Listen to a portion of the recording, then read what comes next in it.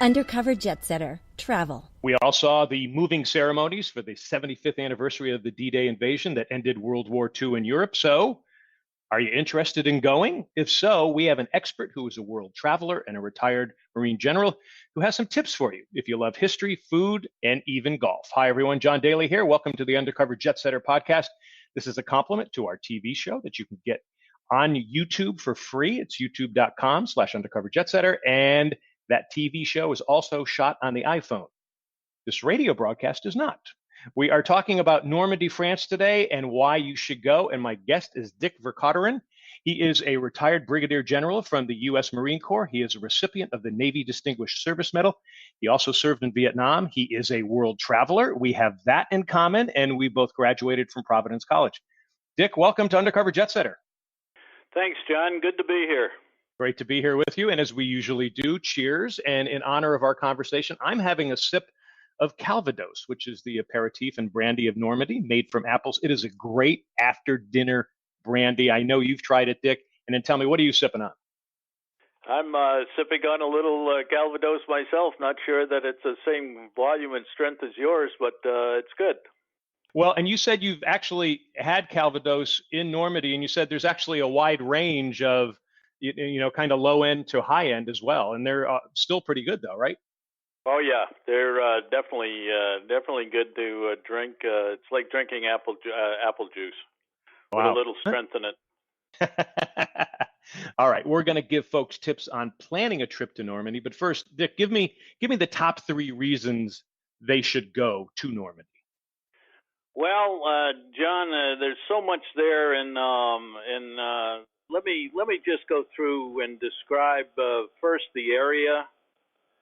Then the people in Normandy, the food of Normandy, and as John said, there's also 29 golf courses there. So if you want to go and combine a historical tour with a little fun off the side, they're good. There's good golf there. Wow. Without a doubt, Normandy has some of the most gorgeous scenery possible.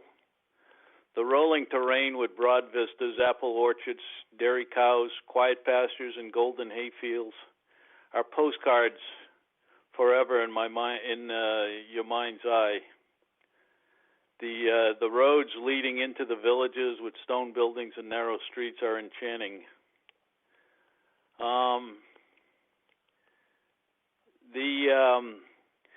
The fact that it's been 75 years since the U.S. landed in Normandy is amazing. The human sacrifice, the planning, the technology to win the war against Nazi Germany is today hard to imagine. Visiting Normandy from Pegasus Bridge near Sword Beach in the east to Omaha Beach and Utah Beach in the west can help put D-Day, June 6, 1944, in perspective. The area of D-Day landing beaches are populous tourist sites to all visitors from around the world, but there's so much to see, from museums to areas that talk about the history of the battle, and every museum that known to man. If you like museums, this is the place to go. There are some 40-plus museums of all ranges and all sizes. There are monuments. The beaches and the vistas are just spectacular. Wow, and there is a lot of good stuff there. Now, you told me before that before you plan, you need to kind of take in your personal goals. Go through some of them if you can quickly, because the first thing you said is you need to know if you're going to be able to walk. Oh yeah, there's you can drive anywhere. The roads are very nice. The people are wonderful. The restaurants along the roads are good. But if you want to walk through the battlefield sites, be they English, Canadian, U.S., you have to be able to hoof it quite a bit. Okay, and how about being kind of a history nut? I'm a history nut, but a lot of how you're going to plan, I would imagine, if you are a history nut. Explain that and how it might determine how you do plan.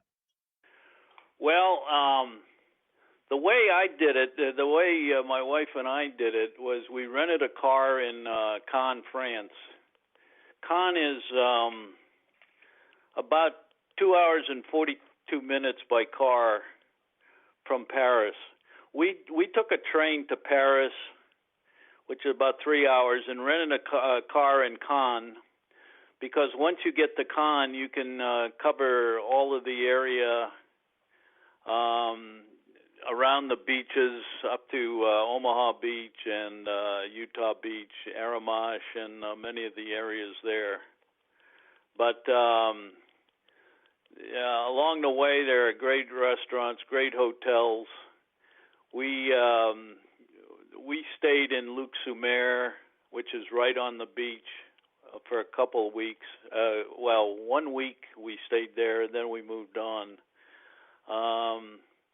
If you have time, we did about 2 weeks there. If you have time, you can do a majority of the area from both the English side, the American side, the German side, the Canadian side, and et cetera, et cetera. But it's quite a broad vista. Although the beaches are pretty close, they're you can drive 50 miles and cover a lot of the area. But if you go off the road, to get to some of the inward from the beach sites, you need a car. Okay. The amazing thing about Normandy are the people. They're friendly, they're kind-hearted, they're compassionate, really solid, down-to-earth people. And yes, many speak English, especially the younger ones who study it in school and want to practice. Our ultimate destination for planning purposes was Utah Beach, where my uncle landed, World War II. It was the largest armada ever assembled. We had some 1,213 warships, 4,126 transport vessels, other 736 ancillary craft, 864 merchant vessels, and 195,000 personnel. And they had to overcome quite a bit. When you look at the terrain from the German side, it's absolutely amazing, the heroism that all Allied forces portrayed in getting onto the beaches. Being a tactician and a strategist professionally, and historical, looking at it from a historical perspective, the landing was miraculous. The fact that you dropped 2 airborne division behind the lines on 5 June, and they somehow survived to cut off German lines. And let's not forget the French resistance, who did a hell of a job cutting command and control lines that prevented the Germans from knowing where the true landing the true landings were. One thing to remember is there was a heck of a deception plan in play all throughout Europe as to where the real landing was going to be. There had to be a deception plan, which was Operation Fortitude, that showed that possibly we could land in Norway or land down south in Spain, and throughout there was Fortitude North and Fortitude South. When you combine that with the French resistance, even though we had ships in the English channels, which the Germans could see, and the fact they had spies in England watching what was going on, the fact that all this was put together starting in 1943 is a historical marvel, to say nothing of the execution of the effort when the landing occurred. The landing was supposed to land on 5 June, but the weather was so terrible that they couldn't get the airborne up in the air. Plus, they only had a window of about 3 days till about the 9th or 10th to do the landing because of the tides and because of the horrible weather. Some of the worst weather that Europe had seen during that time of the year. So the major units that participate in the invasion is overwhelming when you think about it in the space of time That's why we started at Pegasus Bridge, because that's where the gliders landed first to take out the German units at the bridge and at Merville. Ah, so interesting. So when some would you say that is one of three things that people have to see? In other words, if you're someone going there, would you consider that one of the things to go see to really understand what happened in 1944? You mean Pegasus Bridge? Yes, that area. Yes. That's as you looked at the beach from north to south, looking at it from England, that was the left flank of the operation. The left flank of Pegasus Bridge, where the gliders landed, conducted. There was a whole Army Corps and airborne units that landed the gliders there near Sword Beach. Then the Canadians came in at Juno Beach, mostly Canadian. The Brits came in at Sword Beach. Another Brit unit came in the Gold Beach, and then the 5th Corps, comprised of the 1st Army Division, landed at Omaha. Then the 7th Corps landed at Utah Beach. So from the perspective of looking at it from England to France and crossing the Channel, which wasn't that far, but it was an enormous effort in planning and execution. In fact, the largest amphibious assault ever recorded. Right. There's some wonderful museums that depict all of this, and there's so many museums you have to pick and choose. One of my favorites is the Airborne Museum in St. Mary Glees, where the Airborne jumped in, both the 101st and the 82nd. The Airborne Museum actually portrays in a cutout C-47, an aircraft at the time that was used to jump the Airborne in. You can actually stand in the window of the plane, look down, and it's got the sounds as if you're actually in a plane jumping. And it's amazing. In addition to Eisenhower talking to the airborne troops, a model of Eisenhower talking to them, which is a very famous picture prior to the operation. So from the standpoint of planning, first you have to determine what you want to do. Then look at how much time you have. We had 2 weeks, and then we went back a second time. So we spent probably a total of 4 weeks in the area over a 2-year period. And that allows you to really get into both sides of the battlefield, because there's so much there. Even though they're short distances, it's amazing at the amount of sacrifice that occurred there. I mean, Germans alone had 240,000 killed or missing. Britain had 11,000. Canada had 5,000 killed, not counting 13,000 wounded. We lost 29,000 killed and 106,000 wounded. France lost 12,000 civilians killed or missing. And though it's commonly agreed that these are not exact statistics, because they're not possible because of the number of people that were lost. And then you had other countries, Belgium, Greece, Netherlands, Australia, New Zealand, Norway, Denmark, that all participated. And there are individual monuments to all those units, including the 1 to 800 Danish troops for their heroic achievement throughout Normandy. But as far as I have looked at and studied, there's no overall casualty list.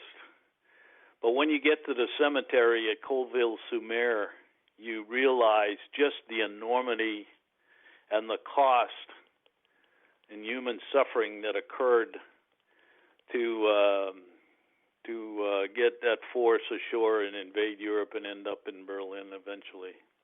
Wow. Well, we are talking about heading to Normandy, France, with Dick Vercauteren. He is a retired brigadier general from the U.S. Marine Corps. He's also a world traveler, and he certainly knows a lot about the history of World War II.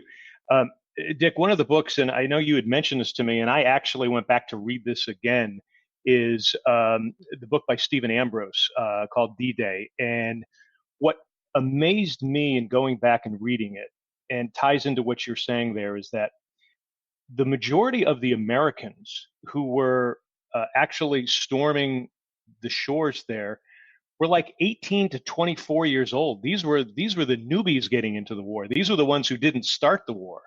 But Eisenhower was commanding a lot of really young, new soldiers, and at the same time too, it was believed that they were going up against the greatest army, Hitler's, Nazi army.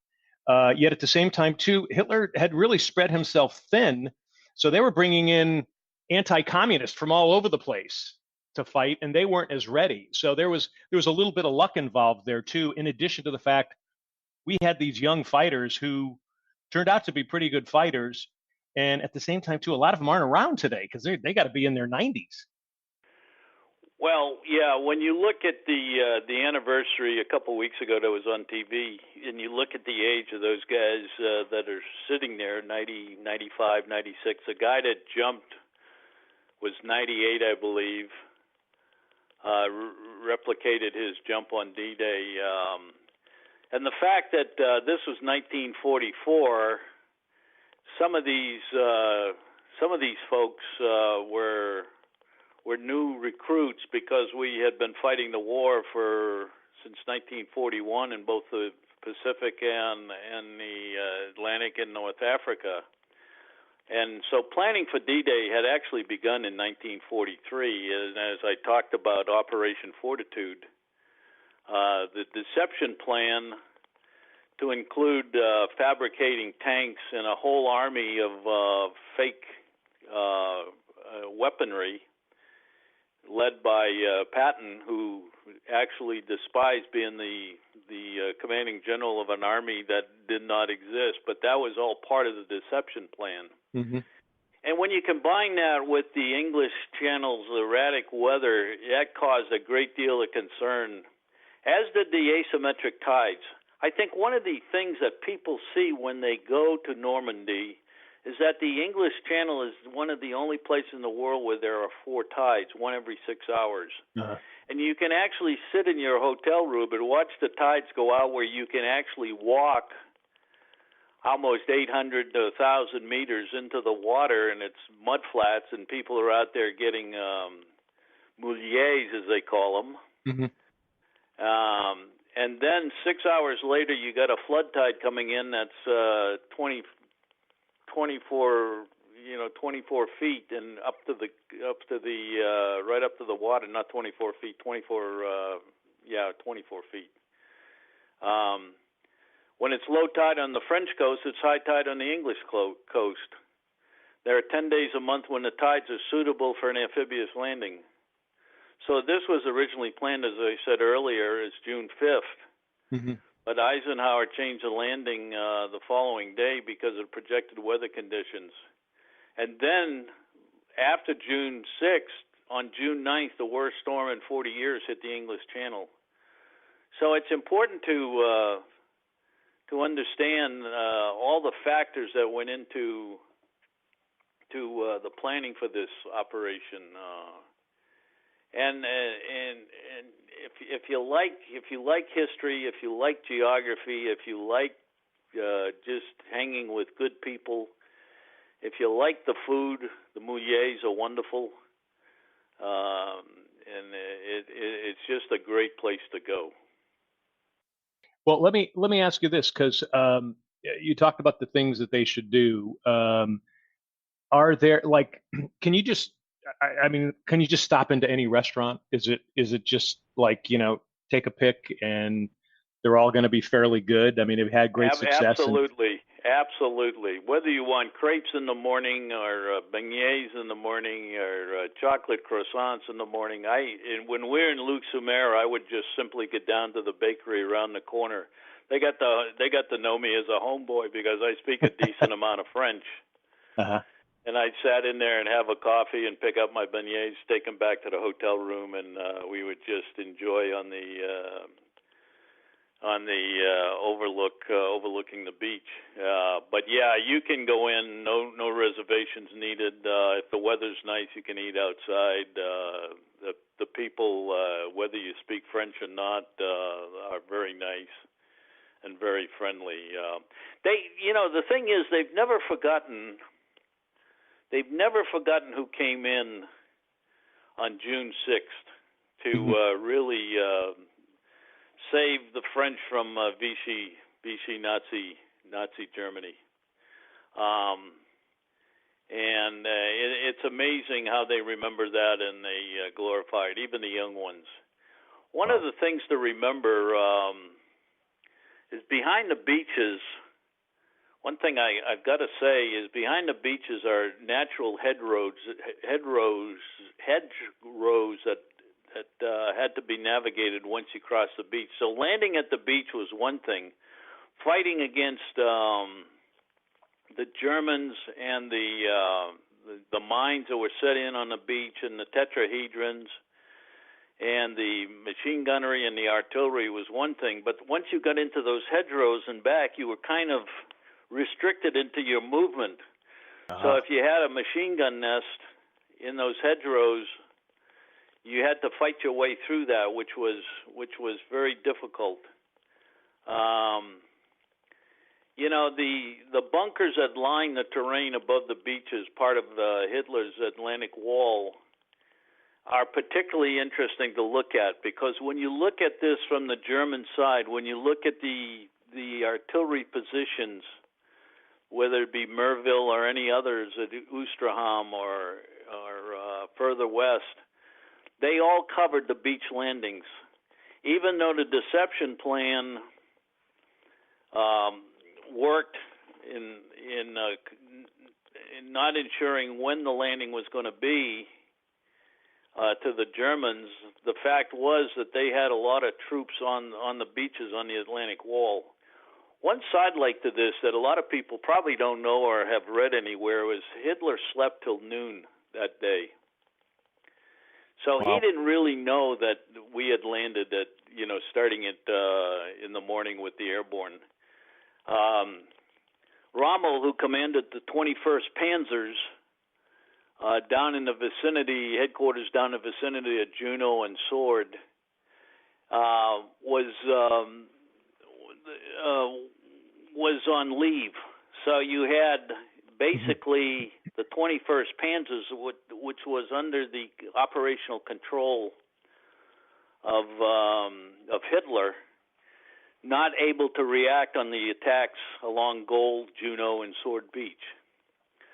So all those little factors that have come out in his history books along the way had a great impact on us being able to execute the landing and execute the fight thereafter. Because after we moved in and took the Falaise Gap and some of the peninsula, my uncle in particular moved west and started the attack, and he fought at Bastogne in December of that same year, which was as the war was concluding.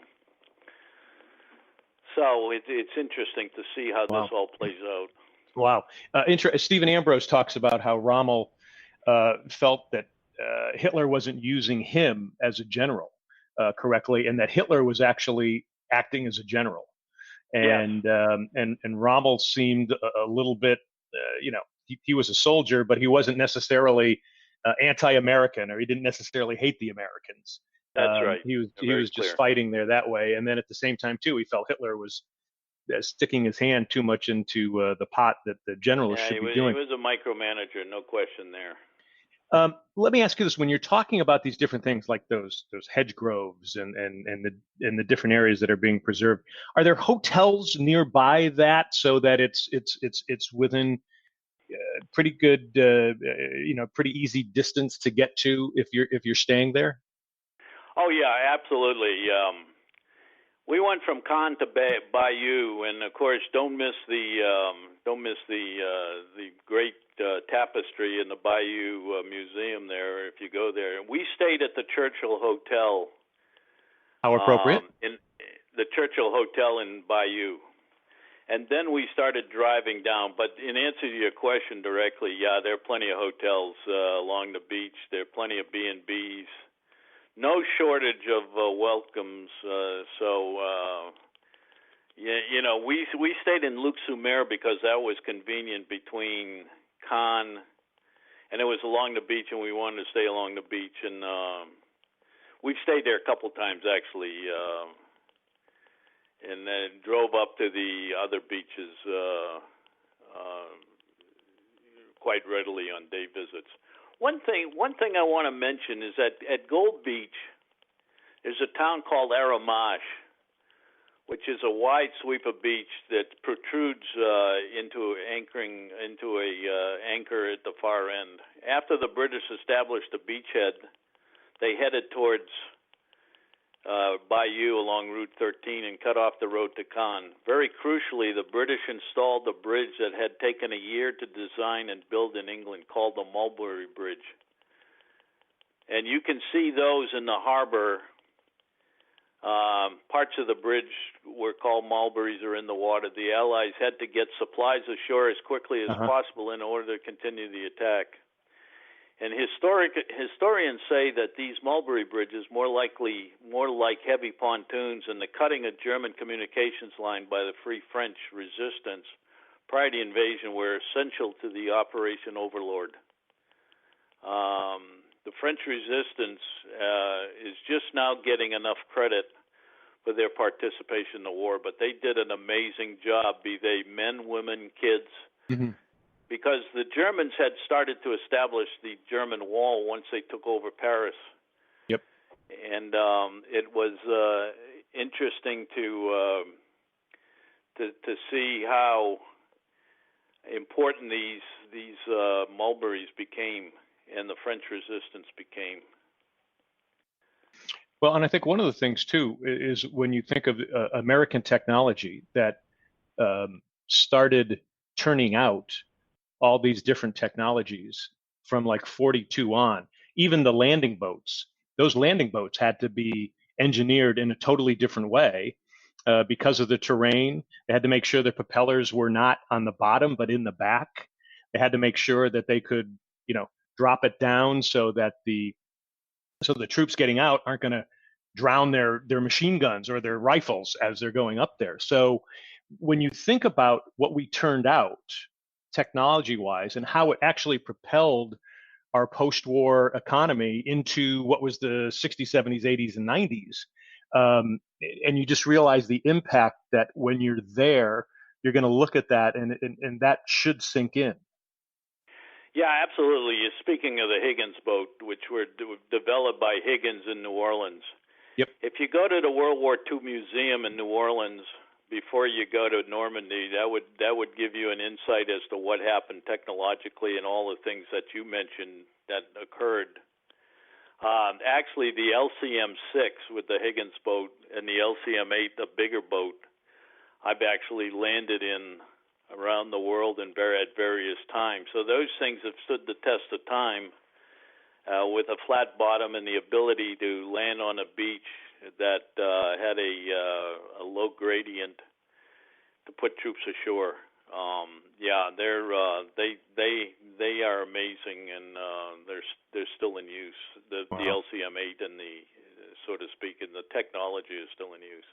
And again, take a look at the book by Stephen Ambrose, The History of DDay. It came out like in the early 1990s. It's still a relevant book today, and they talk a lot about that as well. We are talking about heading to Normandy, France with Dick Vercauteren. He is a retired brigadier general from the U.S. Marine Corps. He's also a world traveler. Dick, let's talk about golf here a little bit, which is kind of strange. Yeah. And, we're talking about history and all that. You and I have obviously played a lot of golf tournaments together. France is getting more and more into golf. They have the Ryder Cup there, but you say there's a lot of good golf courses up in the Normandy area. Yeah, absolutely. 29 golf courses that you can drive to on any given day that spread across. There's one in particular that I've played up at, it's called Omaha Beach Golf Club. It sits right above Omaha Beach, 27 holes. It's very popular. There's a hotel you can stay at. It's in the town just up the street from the little town of Port Bassin, Portbessin.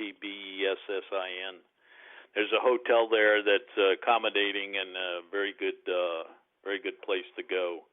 That's the only one I particularly played, but there are another 20 plus golf courses in the Normandy area.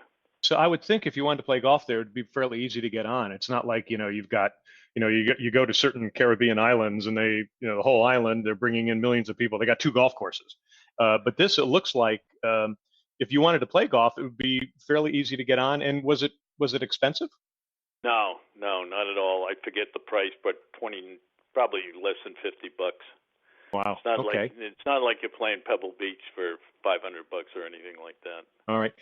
Talk, if you can, talk about that course a little bit, because a lot of us are going to have in our minds, is it kind of like is it like a links course, like you might be playing in Ireland, Scotland, or the UK, or does it play more like an American course? It plays more like an American course, not a links course. Mm-hmm. Okay. All and right, cool. Yeah, I've played some of the Scottish courses. I'm going to England here in another month or two to play those courses down near Southport. And some friends of mine just got back from Ireland, and those were all links courses. Okay. All right. Cool. I want to get back a little bit, because you're taking us through kind of a fascinating journey, and at the same time too, you and I, we both knew the late great Yogi Berra, and most people don't realize he was part of DDay, and you actually heard him talk about that at one point. Yeah, it's amazing how these things serendipitously come to line.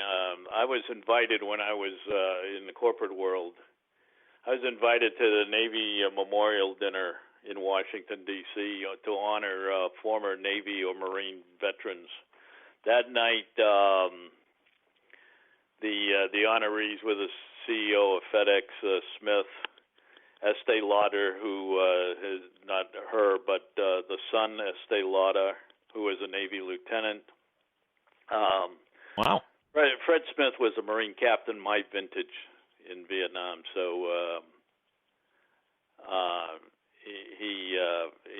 he was honored, and then Yogi Berra was there, and I had the opportunity to sit with Yogi and talk about his time. And funny thing about Yogi is he was a very funny guy in real life, but that night he gave a speech that was very sobering, because he was on the third wave as a coxswain on an LCM-6 boat that landed at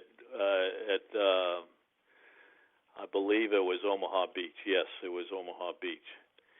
And it's hard to believe how honest he was in talking about the heroism that night. And a small story, he said afterwards, after he got back, he was in his sailor suit and he walked into Yankee Stadium, and the clubhouse manager, who had been there about 50 years, said to him, "What are you doing here?" And Yogi said,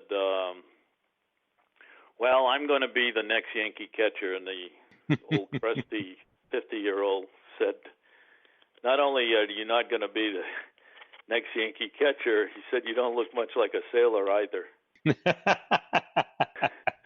So anyway, that he was very funny that night, and sadly, not too long after that, he died. Yeah. Yogi had a great life. He was certainly a lot of fun, and he did love to talk. I wish I had known about that when I had a chance, when I talked to him for maybe a couple of hours at a celebrity golf event, and he was just the kindest, sweetest man, and you'd never know. And those are the unsung heroes of World War II. Those are the ones. I mean, these are just regular guys who wanted to make the world better, because they had grown up in the Depression. And they wanted to stop fascism and make the world a better place, and they certainly had. So even today, 62% of the Marine Corps, and I would say the Army and Navy and Air Force, the rest are the same, but 62% of the Marine Corps between the ages of 17 and 25. So the people fighting for our freedom are youngsters, really, who just got out of high school or just played high school football a year or two ago. Yeah. and it's even hard today, to believe. and it was the same back then also. Okay. Is there, I'm going to wrap this up in a little bit, but are there lessons? So when Americans go over there, are there, we're 75 years removed from that, yet at the same time, too, history does bridge us. Are there things that people will go and will see, and then all of a sudden they'll say, oh, wow, I didn't realize. Is there a lesson for Americans and why they should go over there? Well, war is not cheap, and I think once you go to the cemetery with 9,000 markers and an endless number of graves there, many of whom are unknown to this day, the endless crosses and 169 stars of David seem almost very sobering when you see the cost that occurred for taking those beaches and landing in Omaha, Utah, or Point Du Hoc, or Gold, or Juneau, or whatever. And that's the lesson you learn. It's a lesson that's hard earned. It's a lesson that's we should not look at war flippantly. It's a very serious business, and I think the fact that the crosses at Colville, it's a sobering place to go to for anybody. I don't care where you're from or what you do. Once you see that cemetery, you understand the cost of the war. Mm-hmm. All right, Dick, this has been a fascinating journey. Just talking to you. Now we would love to travel there with you, and at Undercover Jet Setter, we're going to try to set up some really cool trips.